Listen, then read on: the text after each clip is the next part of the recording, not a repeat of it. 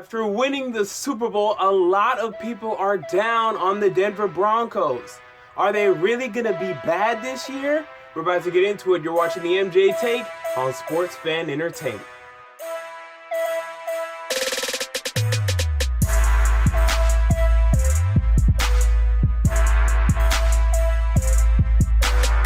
Welcome to the MJ Take on Sports Fan Entertainment. 32 teams, 32 days, and today we're talking about the Denver Broncos. And as I said in the intro, a lot of people are down on this football team. In fact, if you watched my bold predictions video that I made about a month ago now or something like that, I even said I have them missing the playoffs. But with that said, I do believe people are being a little too low on them. And we still need to respect this team and understand this is very much a team that will be in the discussion for the wild card by season's end. It may still even win the division depending on how things work offensively, specifically the quarterback position. But we're about to get into the team, look at their strengths, their weaknesses, look at their schedule, and then we're going to get the hell out of here after I give you my win-loss prediction. Now, their strengths, number one, defense. Everything. And the whole defense, just defense. That's it. It's the defense. I mean, we could talk about the defensive line. Okay, fine, we can talk about the defensive line. You have Derek Wolfe, who's absolutely great. You know, he's a guy that they prioritize over Malik Jackson. Some people question why. I understand why. I think Derek Wolfe is a better player. A player that still has some upside to him as well. He's great. Nose tackle Sylvester Williams. And I think he's been pretty good thus far, and I think he's going to take an even a better step forward as he ages and becomes more refined and his technique gets better.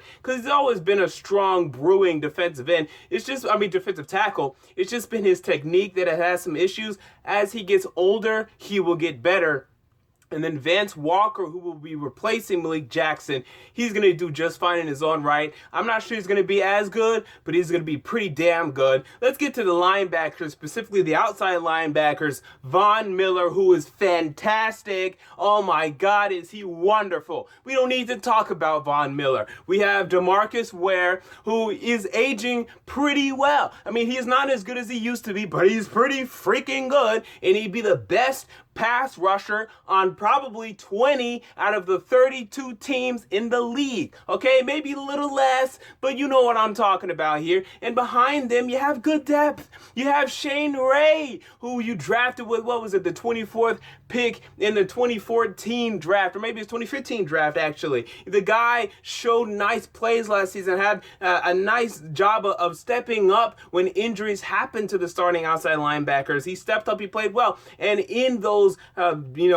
diverse blitz packages really came out, really showed what he can do. And then Shaquille Barrett, who comes in and rushes the passer as well. They're deep there and they're good, so good there. The inside linebackers, Brandon Marshall, you brought him back, you prioritized him over Danny Trevathan. I wouldn't have made that decision, but I think he was cheaper, so I get it. You needed to save some bucks, that's fine. And then on the other side, I mean, he's very good, by the way. He's very good. And then on the other side, you have Todd Davis, a bit of an unknown. The guy wasn't a big guy coming out of college. I think he may have gone even undrafted.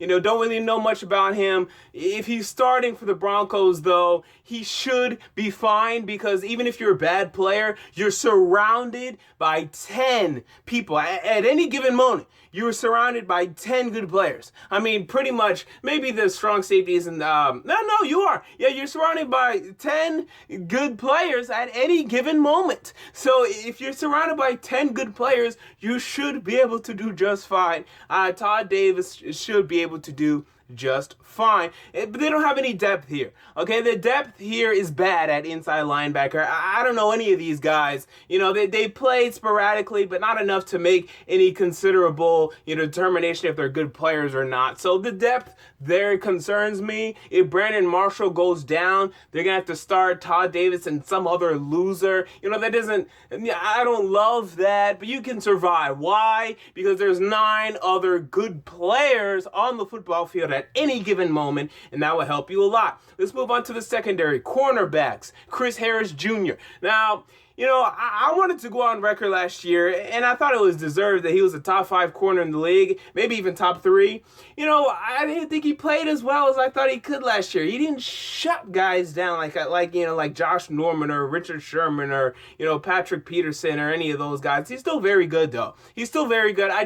I thought he was top 5. I thought he was elite, and I didn't see enough of that, but he's still very good. Okay, don't get me wrong, he's very good. And then Aqib Talib, who, again, isn't elite, but he's very good. They won't shut the best receivers down, but if you're average or you're just good, you're going to have troubles today. And if you're really good, you're not going to get over 100 yards. You're probably not going to get that, but you can get 75 yards and a touchdown, and it would be a nice day for you. Against these guys, it'd be good. And then Bradley Roby, who is really better than a lot of people thought he would ever be. Why? Because you brought him along slowly. You said, hey, you sit there in that slot corner position and you work on that. You say, focus, we're going to bring you in on these dime packages, and that's where you're going to be. And he's been really good there, having plenty of success there. He's going to may have to move outside if Aqib Talib ends up serving a suspension, and I suspect he will. But I think he's really refined at this point to where it really won't matter. So there are 3 deep at the cornerback position, but not much deeper than that. I would like to see some depth there, and I really don't see it. But hey, when you're 3 deep, you're fine. The safeties, okay, yeah, Darian Stewart, who, is one of the players that I think benefits from being around 10 other good players at any given moment. I don't think if he was the starting free safety for the Tennessee Titans, he'd be as good, but he's still, decent, okay? He's going to be really good for you. I don't know if he'd be really good for anyone else. That's just from what I've seen, him in other stops and whatnot. And then you have TJ Ward, who's really good. Now, he's really good. He had success in Cleveland, came here, is having success, even drops down to the dime linebacker a bit, really versatile. And now, I think he has some concerns whether or not he's going to have to, have some injury concerns or whatnot. I think an OTAs or something, but he's going to be very good again, so no problem there.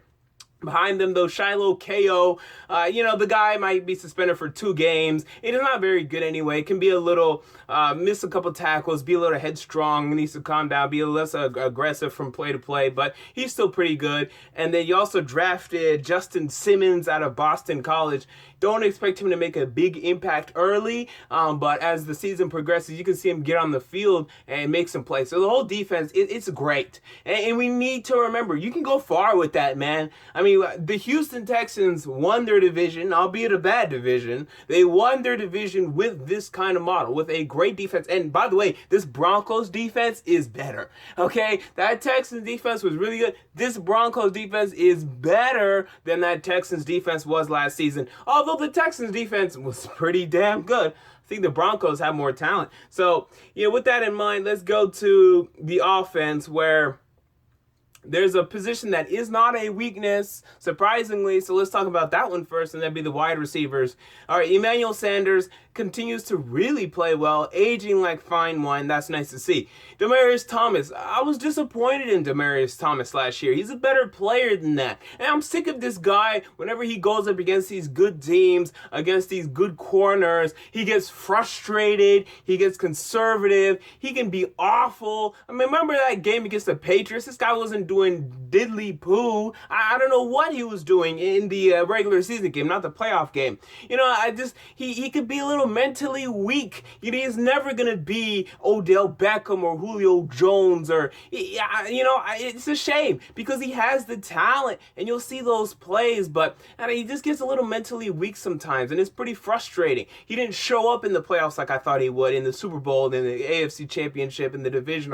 He didn't show up like he should. This guy should get over 120 receiving yards any given week. Doesn't do it against the good teams when he needs to show up against the good corners. He gets frustrated. He gets mentally weak. He needs to get better. Stop just beating up on the bad teams, on the bad corners. You need to be better against the better teams. I need to see that from you.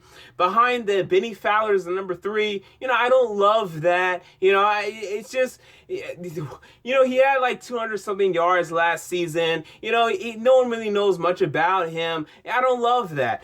Cody Latimer continues to be a little bit of a disappointment. In fact, a lot. He was a first round pick. That's a disappointment right there. He needs to be better. He needs to be the number 3 at least for this team. Benny Fowler can't beat you out. Okay, that's ridiculous. Kevin Norwood, he's a number 5. Who cares? So the wide receivers, they're not bad, but I think they're average. The first two, the top two are great. It's a better wide receiver duo to have. But the third, the fourth, the fifth, the sixth, they're weak. And that balances out to just being okay to me. I think they're average at the wide receiver position.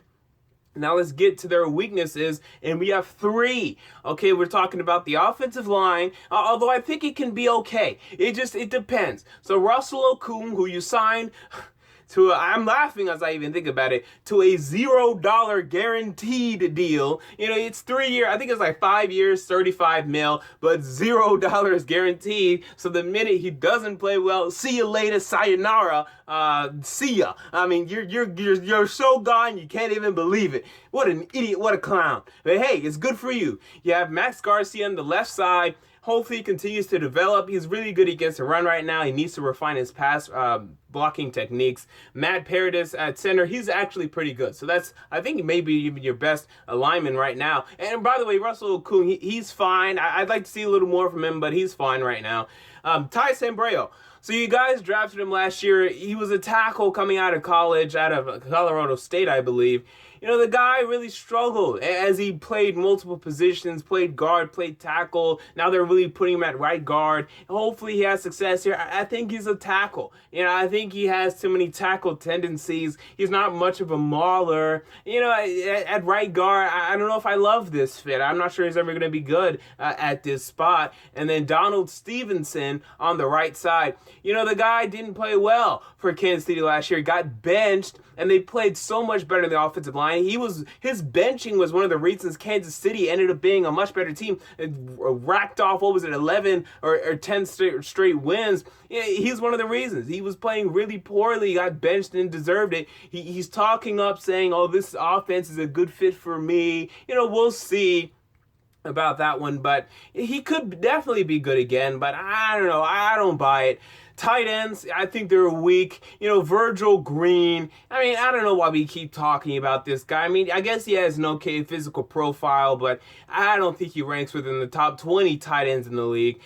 Garrett Graham, he's a backup. Nothing more than that. You guys also have Jeff Heuerman, who you drafted out of Ohio State last season. I think he tore something or broke something last season, didn't play. He's more of a blocker, more of an inline blocker. Maybe he can catch a pass here or there, but he's not really that receiving tight end. So, I think there are some issues with that tight end position for sure. And then the quarterback. That's the big one. It's the quarterback. Mark Sanchez, I hate Mark Sanchez, to be quite honest with you. A lot of people feel that, he's a good game manager. No, he's not. Honestly, what kind of game manager throws horrible interceptions late in games? That's not a game manager. That's a horrible game manager. That's not a game manager that you want. And Trevor Siemian, I'm interested in that conversation because I think he can actually be a game manager that does not do that kind of thing in the fourth quarter for you, that can actually just steady the ship, get you there, just score 23 and hope your defense can hold the other team to 20. I'm more interested in that conversation. Paxton Lynch behind him. We saw the preseason game yesterday. Paxton Lynch has some nice things. Boy, is he mobile. I love the thing about the NFL preseason. I watch film. Trust me, I watch college football film. But it's different when you get to see them go up against NFL guys, albeit against the third teamers, but boy, is he mobile. Look at this guy. If you didn't look at the highlights already, go watch some Paxton Lynch highlights from yesterday. This guy is so mobile for his height, man. There's not a pro comparison out there for that height. People throw out Ben Roethlisberger. No way. This guy would absolutely dust Ben Roethlisberger in any given race. The guy is extremely mobile, but he has some pocket issues in terms of recognizing where the pressure is coming from. He gave up 3 sacks yesterday, albeit for 7 yards total. But, why? That's not a good reason for me. So he's going to have to develop a little bit. I'd start Trevor Siemian. I think he's going to be doing a good enough job for you in terms of game managing. I don't buy the Mark Sanchez game managing discussion. So although their defense is a huge strength, I think there's three weaknesses, all of them being on offense. There's an issue. We're going to look at the schedule now. Now, this is a tough schedule. And that's the main thing that's preventing me from picking the Broncos to be a playoff team. If you guys are going up against the AFC South or the AFC, you guys are going up against the AFC South, or maybe the NFC East, then maybe I'd have a little more conviction. But I think every single road game is going to be tough. And I can only see you winning at most 2 road games, maybe 3. Okay, and so let's look at the road games first. So we're talking about at Cincinnati, at Tampa Bay, at San Diego, at Oakland, at New Orleans, at Jacksonville, at Tennessee, and at Kansas City. I think every single one of those teams will win at least 6 games this upcoming season. The lowest, probably 5. If Tennessee really struggles, the lowest they'll probably get is 5. So we're talking about, these are tough road games. These are tough road games, and I think you're going to lose some games. All of these 8 road games, I can only see you beating Tennessee. I do have you guys beating Tennessee. Jacksonville, I could see it. I don't know if I'm going to predict it. And then at Tampa Bay, I could see it. I'm not sure if I'm going to predict it. So I'm going to say, you're going to win 2 of them. So of the Tampa Bay, Jacksonville, and Tennessee, 2 of these you'll win. I don't know which ones. And by the way, that's a lot for me to say because I'm not even sure about that. But of those 3, 2 of them you'll win. And then of your 8 home games, hosting Carolina, hosting Indianapolis, hosting Atlanta, hosting Houston, hosting San Diego, hosting Kansas City, hosting New England, and hosting Oakland, all of these teams, the lowest win total I have for these teams is yet again 6. And that's a little bit of an issue for me. You're not going up against these 2-14 Cleveland Browns, or these 2-14 San Francisco 49ers, or these 4-12 Philadelphia Eagles, or these 4-12 LA Rams. You're not going up against these bad teams. You're going up against some mediocre teams, but that's the worst of the bunch. That's an issue for me. So of these, 8 home games, I think you're going to lose to Carolina. I think you'll beat Indianapolis. I think you'll beat Atlanta. I think you'll beat Houston. I think you'll beat San Diego at home and beat Kansas City. That's a stretch. I think you'll lose to New England, and I think you'll beat Oakland. I have you guys winning 7 out of these 8 home games, and I may really be proven wrong on that. Actually, no, 6 out of these 8 home games, and I may really be proven wrong on that. So the big thing, you got to win games at home because the road schedule is tough. Okay, they're basically even. Really, the home schedule and the road schedule are even. But when you're talking about playing at home versus playing on the road, okay, the road schedule is tougher because it's on the road. So with that in mind, what is my prediction? 8-8. Okay, I think they deserve that with this great defense, and it is a great defense. And as long as the offense can just put up enough points, and the running backs, I forgot to talk about the running backs, but, C.J. Anderson, they're not really a weakness, but they're not great either. C.J. Anderson, I do like Devontae Booker out of Utah coming in. I think he can actually be a really good player for you guys, especially out of the backfield in terms of receiving as well. And then Ronnie Hillman might get cut, but the running backs are fine. Just rely on the run game. Hopefully the run game can be a little bit better. I do believe it will be, as Max Garcia's there. Russell Okung's a pretty good run blocker in his own right. Run more to that left side than the right, because the right side of the offensive line has some issues.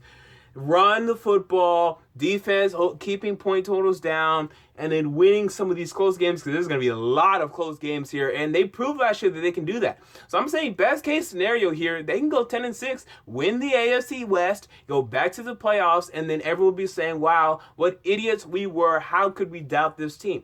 And then the worst case scenario to me, it could go as low as 6-10. If the quarterback play is awful, if it's truly awful, they can't put up 7-10 points per game, then there's a problem and there could be issues. But again, I have them going 8-8. I think that's a fair, honest prediction. Get your quarterback and you'll be back to the playoffs. But until you do, you're going to have to just go through this 8-8 transition year. The schedule, I think it's tough. I think it's a tough schedule. It can go higher than 8 wins. So what do you think about the upcoming Denver Broncos 2016 NFL season? Comment down below. If you enjoyed the video, make sure to like, and most importantly, to subscribe, because every day here I am giving you guys another season preview. So there you go. This has been the MJ Take on Sports Fan Entertainment, and I'm out. Peace.